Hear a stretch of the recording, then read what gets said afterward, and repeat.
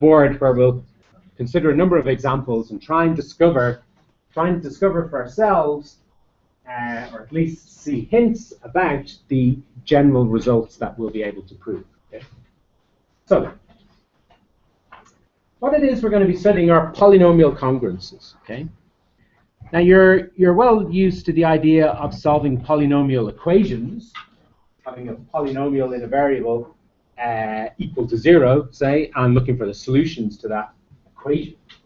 Well, here we're not dealing with equations, but rather congruences. Okay?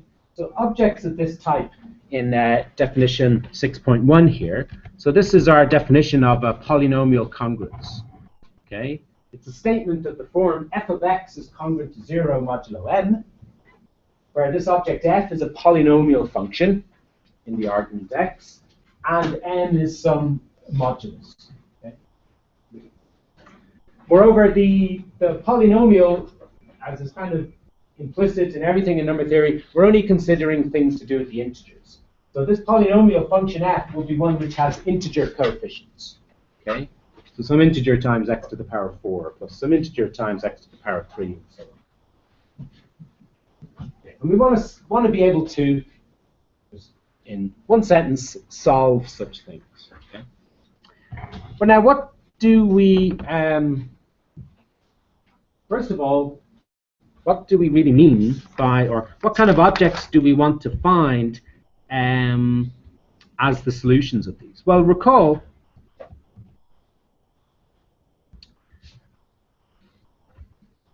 when we introduced the congruence relation back in chapter 4, we proved a little collection of exercises that led up to this result, that if x and y were two integers that were congruent to one another, modulo n, then if you evaluate any polynomial with integer coefficients, f, you evaluate that at x and y, the value you'll get, the two values you get will also be congruent modulo n.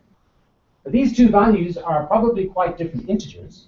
If x and y are different integers, the values of the polynomial will probably be different. But if the x and y are congruent modulo n, then the values of the polynomial will be congruent modulo n as well. So that means if we discover any integer solution x to such a polynomial congruence like here, so if you find an integer x which solves this, straight away you know that there's an infinite collection of integers that solve it. Okay? So you can take any other integer that's congruent to that particular solution x, congruent modulo n, and that will also be a solution to this. So really, when we're looking for solutions to these, strictly speaking, or formally, we're not finding integers that solve it. We're finding congruence classes of integers that solve it. Okay? But the kind of object that solves such a statement is a congruence class of integers. An infinite collection of integers, all of them congruent to each other, modulo n, and it's going to satisfy this polynomial. Okay.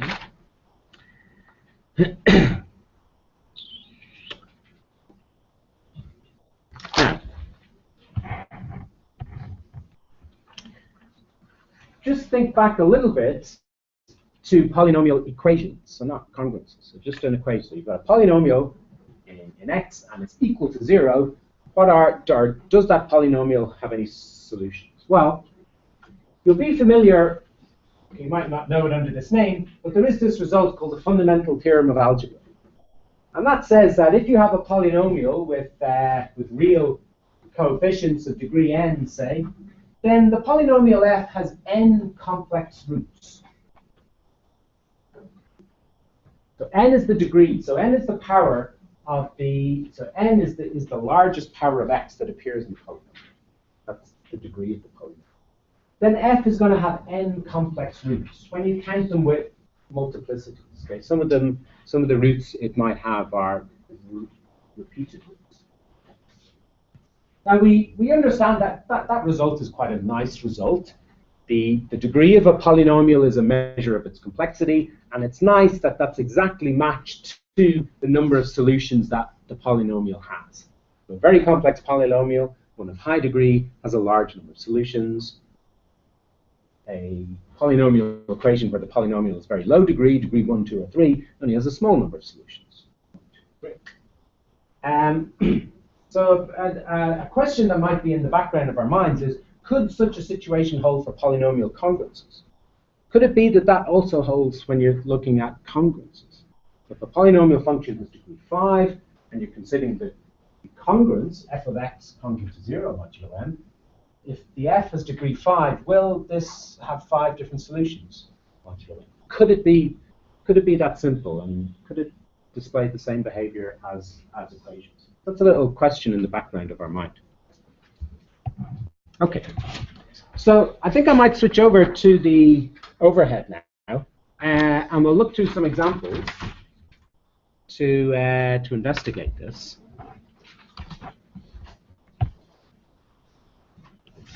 So in this chapter, there's a collection of results describing what happens with linear congruences. But rather than just dive into the results straight away, we'd like to look at some examples, be a bit more familiar dealing with small integers. You can see what kind of solutions are on. So some of these examples are already in the notes, and some of them are not. So let's look at this first one. So these are all polynomial congruences.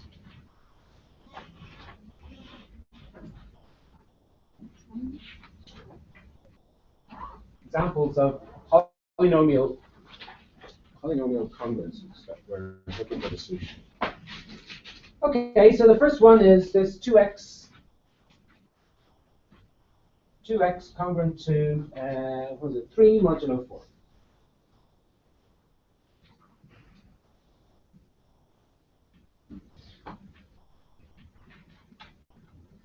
2x being congruent to 3 modulo 4.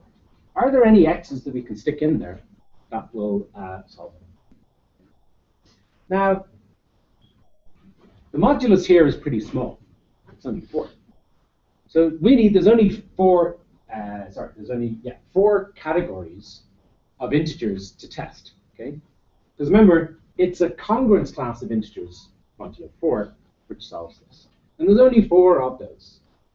Congruence class is represented by 0, 1, 2, and 3. There's only 4 congruence classes modulo 4. So we could just simply, just very naively, without employing any kind of deeper facts about number theory, we could just test all the possibilities, test all the x's, and see which ones solve. Okay. So we could just test each congruence class modulo 4, i.e. x equal to 0, 1, 2, 3, and see if any of them, when you multiply them by 2, are congruent to 3 modulo 4. And that's only going to take a few seconds. 2 times 0 is 0. Is 0 congruent to 3 modulo 4? No. 2 times 1 is 2. 2 is not congruent to 3. 2 times 2 is 4. Is 4 congruent to 3 modulo 4? No. 4 is congruent to 0 modulo 4. And lastly, you've got x equals 3. Well, 2 times 3 is 6. Is 6 congruent to 3 modulo 4? No. 6 is congruent to 2 modulo 4. That's the smallest positive representative. So by simply testing each case, you can see here that this has no solutions at all.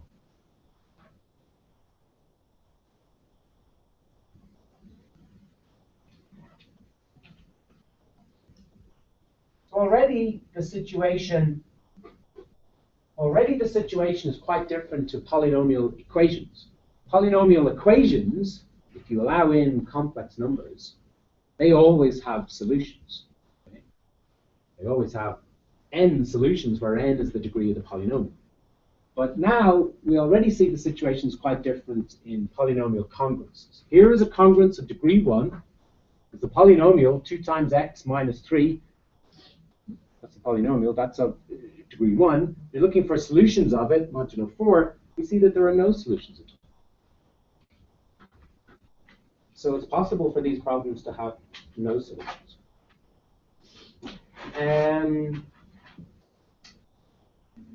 Now there's a slightly different explanation here in the notes. Alternatively,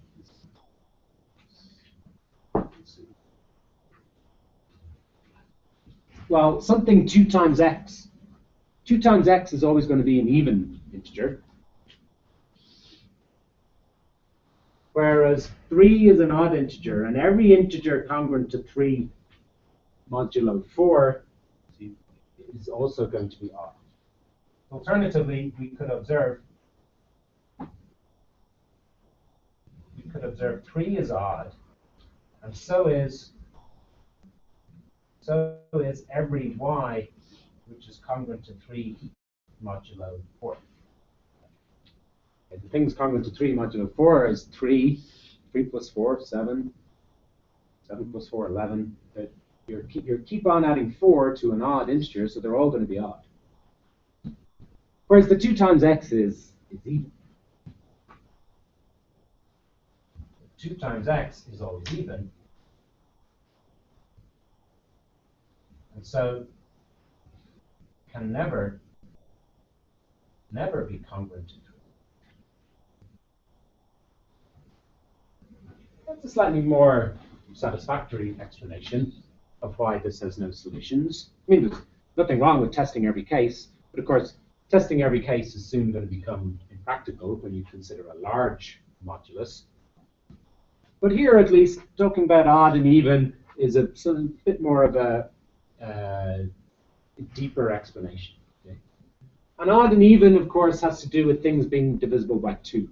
So you start to see a hint that we might be able to explain about when and when not these things have solutions, connecting it back to something about divisibility or congruence. Any points about that example, or comments about it, or observations?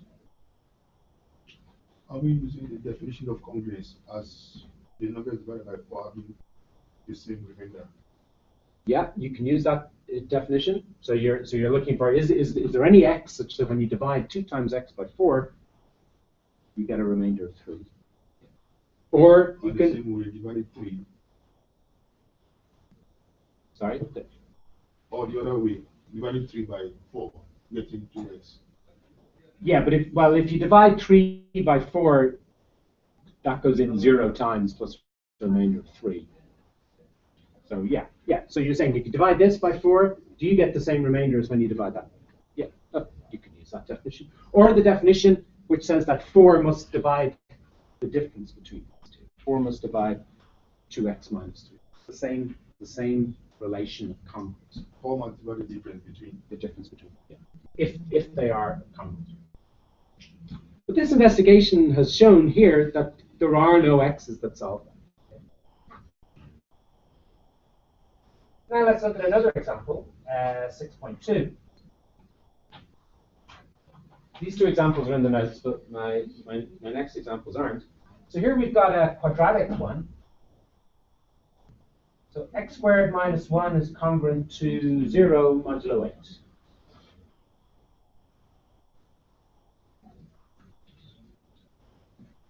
Okay, this is of degree 2, clearly. 2 is the highest power. So are there any x's such that when you square them and subtract 1, you get something which leaves the remainder of 0 when you divide it by 8, i.e. divisible by 8? Again, of course, 8 is fairly small modulus. There's only 8 candidates. Congruence classes of 0, 1, 2, 3, 4, 5, 6, 7. There's only 8 candidates for solution, so it's not too hard to test them all. Let's see. So the candidates are x being congruent to 0, 1, 2, 3, 4, 5, 7. So you can square them and subtract 1, and what do you get? Well, you square 0, you subtract 1, you're going to get 7 modulo 8. So we'll try and put down the standard representatives, modulo 8. You square 1 and subtract 1, of course, you get 0. So that's fine. That's good. That's a solution. You square 2 and subtract 1, you get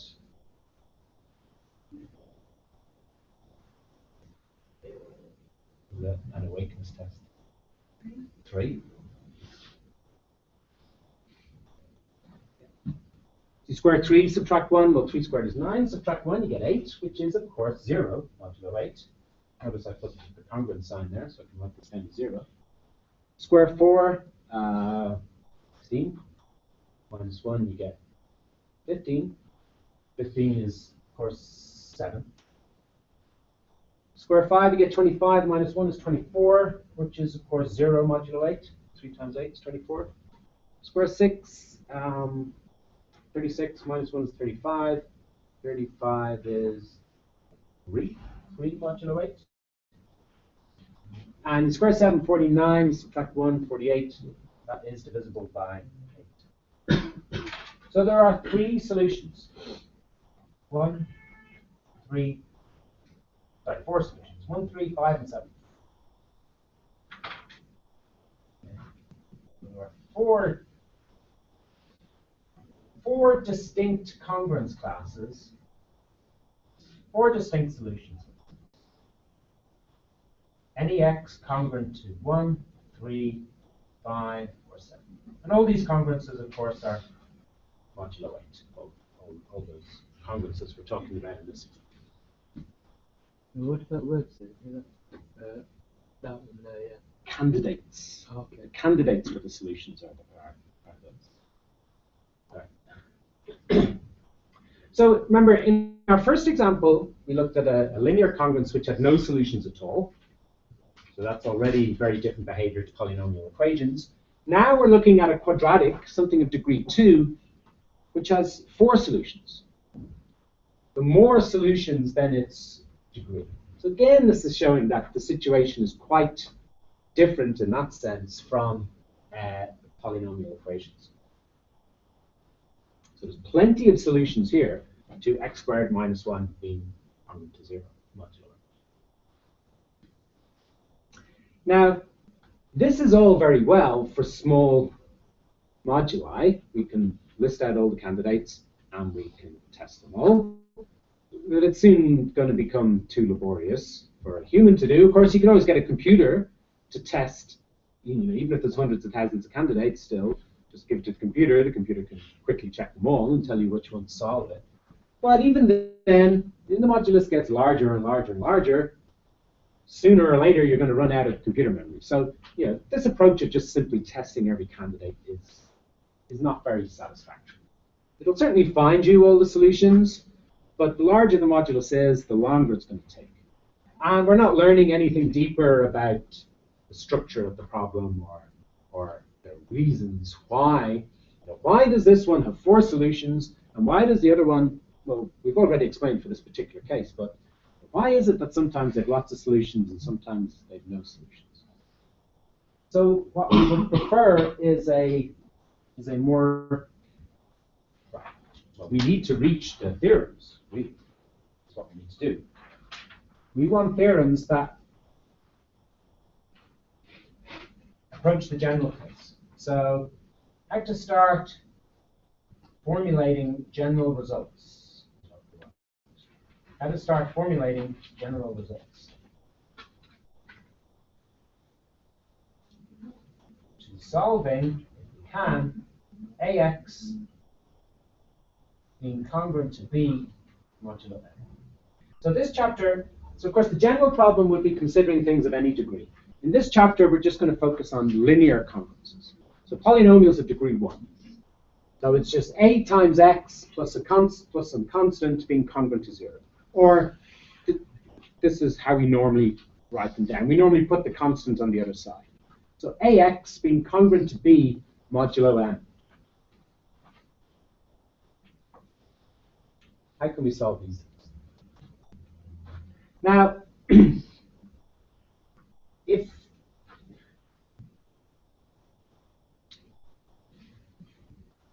I asked you to solve that, now there's something floating in the air which I've warned you against before, I've kind of cautioned you against before, and people who've said it in class have sometimes said, oh, that's a mistake, you can't do it that way in this context. But I would like to bring it back to mistakes are often the case that mistakes have something interesting in them or some germ of truth within them. I mean, if I ask you to solve this, just, what's the solution to that? What do you mean? Oh, one. No, what? What's the x that solves that? B over A. B over A. Yeah. What you do is you multiply both sides by 1 over A. Yeah. And the A's cancel, and you're left with x is equal to B over A. Okay. Now, in certain contexts, there's nothing wrong with that. That's perfectly correct. If these are representing numbers, real numbers, and the A is not the number 0, then that's perfectly valid. You are completely free to divide. If A is a non-zero number, then so is 1 over A. You can multiply both sides by 1 over A. That is the solution. There is a solution if A is non-zero, and it's B over A. Now, from time to time, it came up. People would suggest, oh, divide by A, or what about the number 1 over A? And I used to say no, because 1 over A isn't an integer. But we spent quite a bit of time with the multiplicative modular group, the group of integers modulo m under the operation of multiplication. And we found that sometimes that approach would be valid. Okay? So when is that approach valid? When can I, in quotes, although I don't really like to use the word, but I will now, when can we divide both sides by A? Under what circumstances? Well, yeah, I mean, what are the circumstances when we can remove the A from here and introduce something like 1 over A over here, modulo m? When m is less than A. No, it's not to do with being less than or larger than. Well, A is a multiplicative, That's the key, yeah. When we looked at the multiplicative operation on the group of congruence classes, we found that sometimes some elements did have multiplicative inverses and some didn't. So if A has a multiplicative inverse, if A inverse exists modulo n, then there is a unique solution.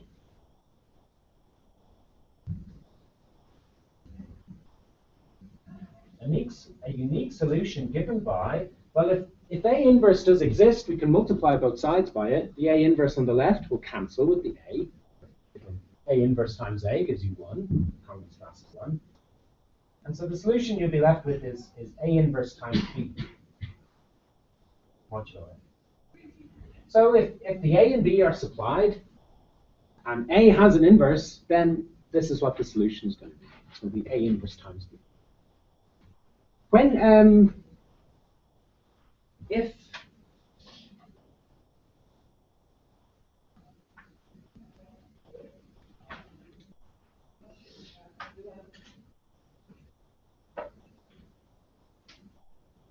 what's the condition on when A inverse exists modulo m? This should be in your minds from your work with John last year. So you were using multiplicative inverses modulo 24. Was it? How many letters in the alphabet? 26. 26?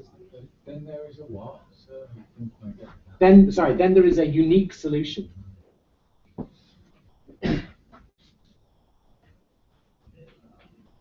26. Did I tell you that story last time before Christmas? About the numbers in the alphabet? Yeah. What was it again? I can't remember the It was a stupid joke. There was a stupid. What series was it? Dallas. Yeah. So the joke was how many letters in the alphabet? Gone. No, D is gone. The JR is gone. So JR. the answer is 26. No, JR got killed in Dallas, so there's only 24. Yeah. And then there was a further one. There was that. No, there's only 22 because ET went home. But ever since those jokes were in my primary school, I've always had this element of doubt of how many letters are in the alphabet. So I can never remember. It's always 24, 26. I can never remember. But what's the condition? when does A have an inverse modulo M? We gave a condition for that, and something which can be calculated by an algorithm. What's the kind of one famous named algorithm we've looked at in the number theory? The Euclidean algorithm. Euclidean algorithm finds the greatest common divisors. So this, when something having an inverse modulo M is determined by whether or not the GCD of A and M is equal to 1.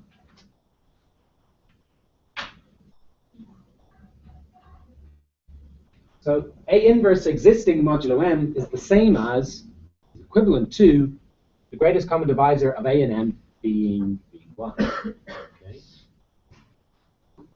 So straight away there, we've already discovered a number of instances where there are solutions. So example, I think one of the nice examples we looked at was with the modulus 15. I remember going through that example, just looking at the integers modulo 15. It's kind of too big, I certainly don't want to go testing all of the 15 congruence classes to see if they solve something. So it's big enough, but then it's small enough we can still do the arithmetic in our head, hopefully. So 4 times x being congruent to 7 modulo 15. What's the solution to that?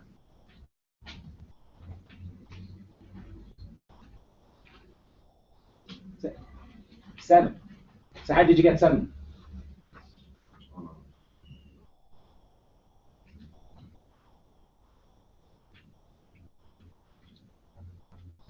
Seven, right? No? Oh yeah, well, no.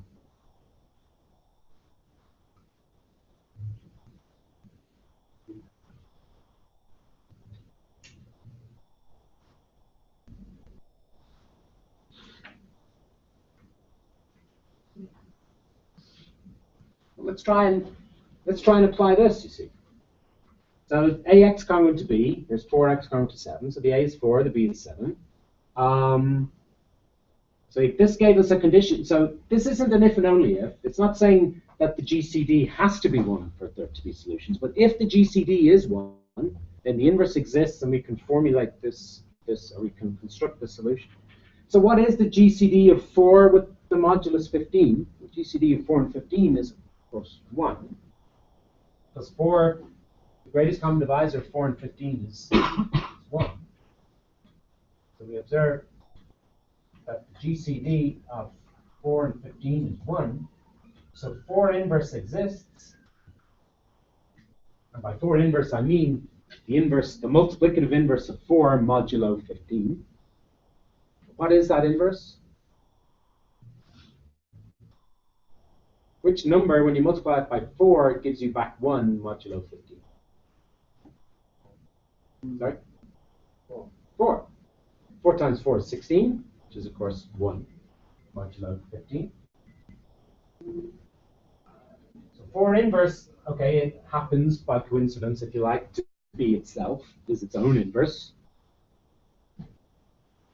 So that implies that the solution should be x congruent to 4 times 7, which is 28, but we more normally write that as 13.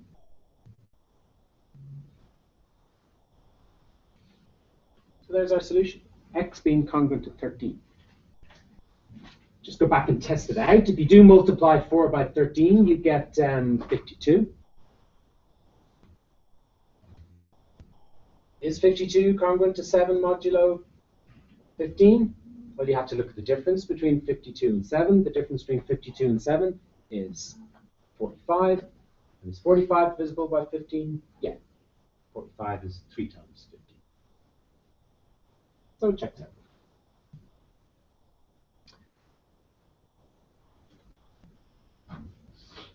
Another example.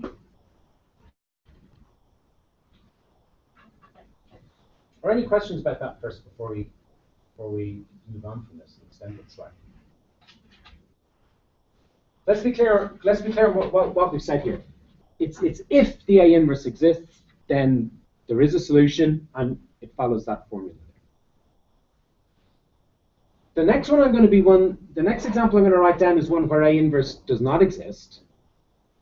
But we haven't proved that if A inverse doesn't exist, then there are no solutions. All we've shown is that if A inverse does exist, then there are solutions. So consider a case or cases where A inverse does not exist.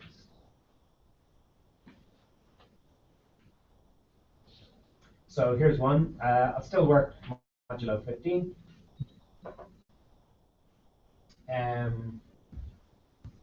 Yeah, let's go 6x being congruent to, well, let's look at 6x congruent to 7. Yes. 7 as before. Yeah? When we had x is equal to 4 times 7 equal to 28, which is 13 mod 15. Yeah. And in the question, 4x is 7 mod 15. Is that the same as 13 mod 15? We've got the value of x to be 4.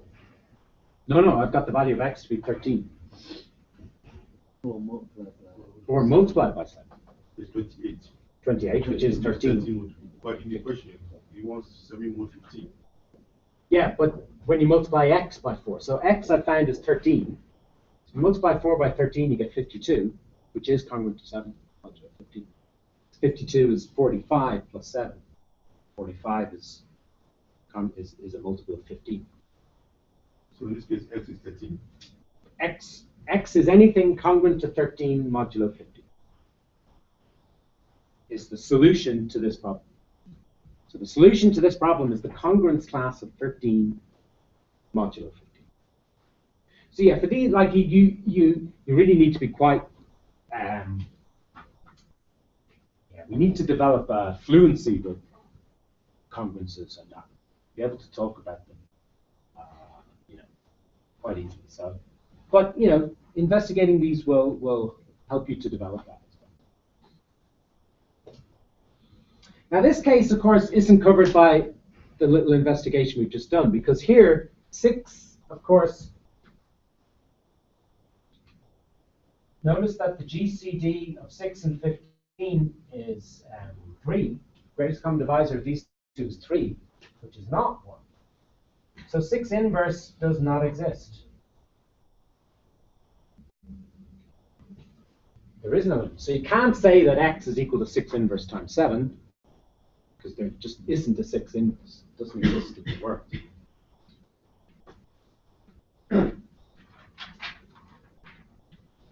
But does that mean there isn't a solution?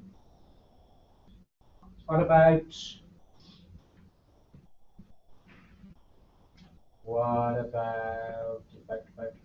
this one? 6x being congruent to 9 modulo 15?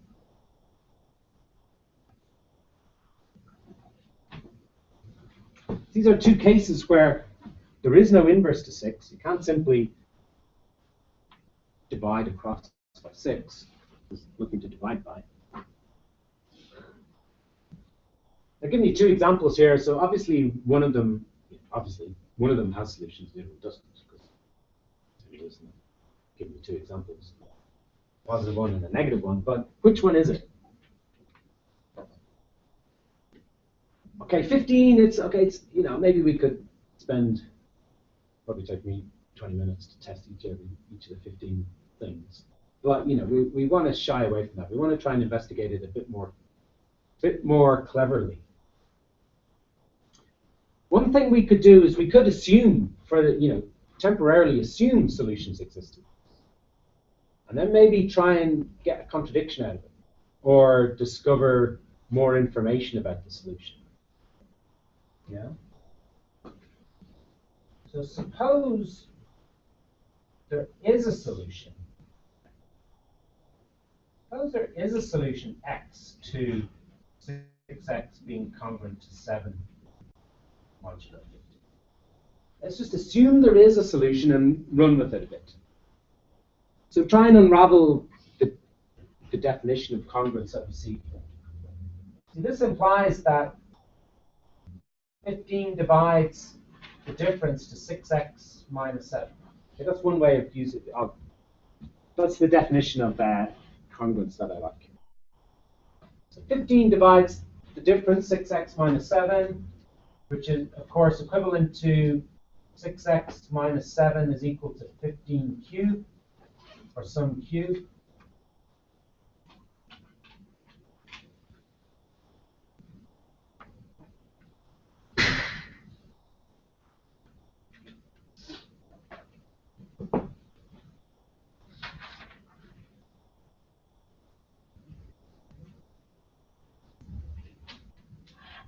Also, let's consider the other example. Suppose there is a solution, we'll call it y, just not to confuse it with the other one, a solution y to 6x being congruent to 9 modulo 15.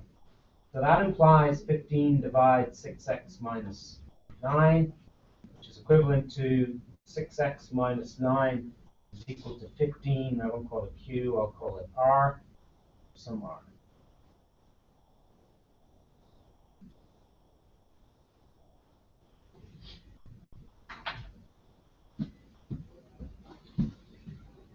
Well, actually, these are equivalents as well. So in a way, we've kind of reformulated the problem. If I could find an r, here, then I'd have a solution. Right? No.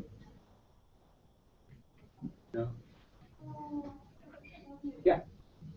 If I could find a q, I'd have demonstrated that there is a solution.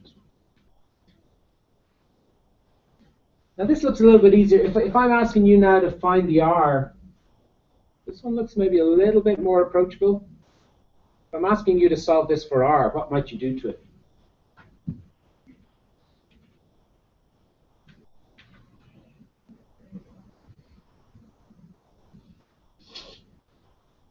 there any way you can simplify that?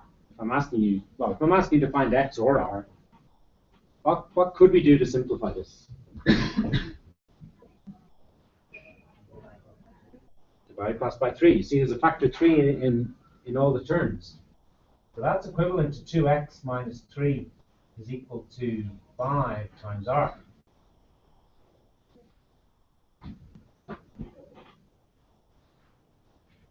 Okay, we've simplified it as much as we can in terms of taking out common factors. Let's say actually what we've done is we formulated this as a problem, 2x being congruent to 3 modulo 5.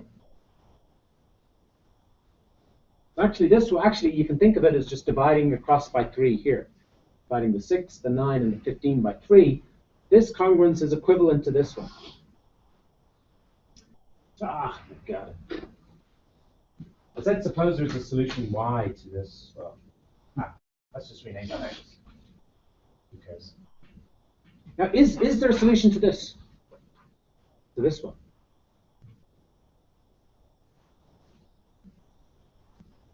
Yeah, 4. 2 times 4 is 8. Yeah, good. Just congruent to 3. So there is a solution 4. This one actually falls under the approach we looked at first. Sorry, not first, slightly after that, the multiplicative inverse one. Yeah, because you're just saying the 0 word and wrong word. Well, okay, that's how you might have found it there. But actually, because we've divided through by the common divisor here, see, what we divided through by 3, which is actually the greatest common divisor of 6 and 15. So this 2 we're left with now is now co-prime to 5. So 2 does have an inverse modulo 5. The inverse of 2 is 3.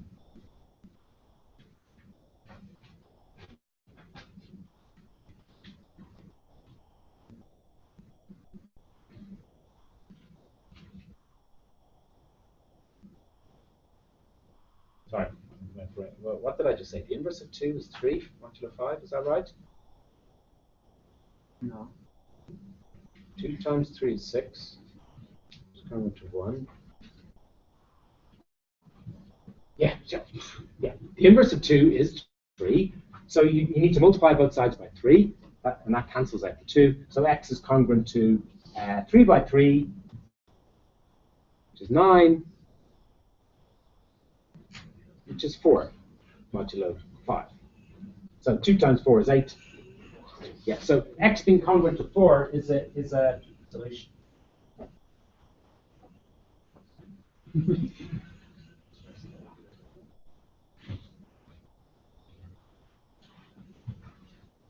What is this to get 2x congruent to 3 or 5?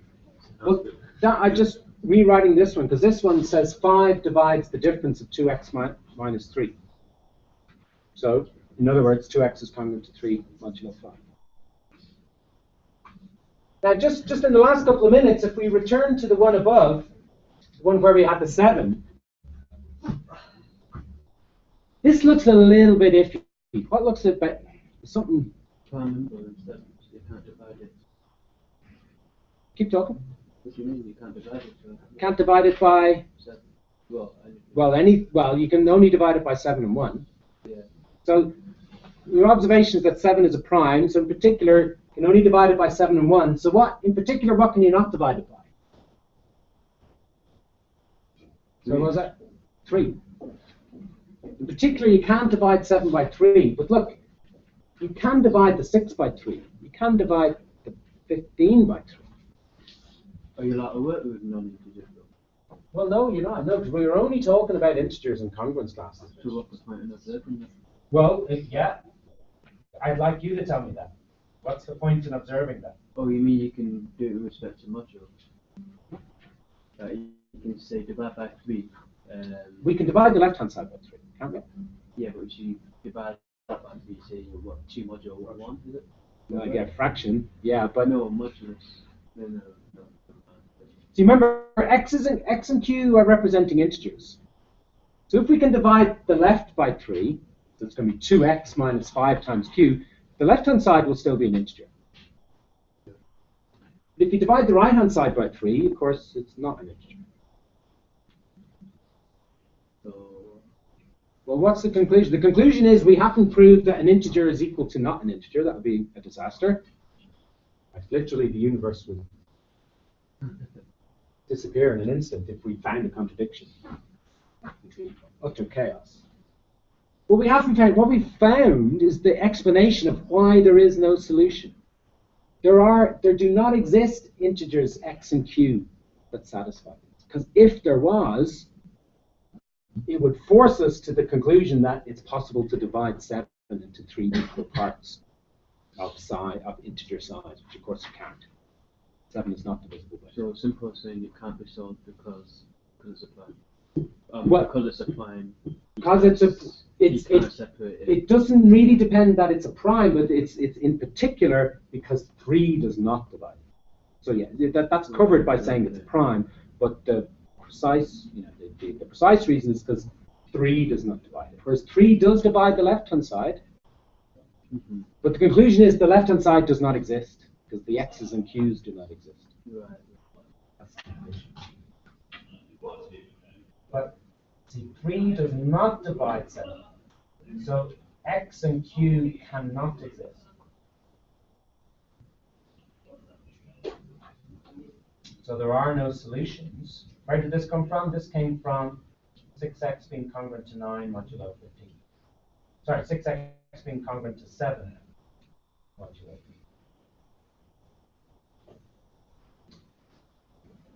And what we've observed here, what we've kind of discovered here is one of the theorems that we're going to prove next time.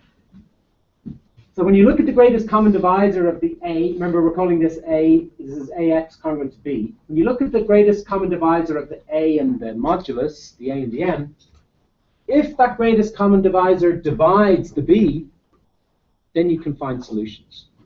So the greatest common divisor here was 3, that did divide the 9. Then you can reduce it to, by dividing through, reduce it to a co-prime problem where the multiplicative inverse exists and you can arrive at solutions.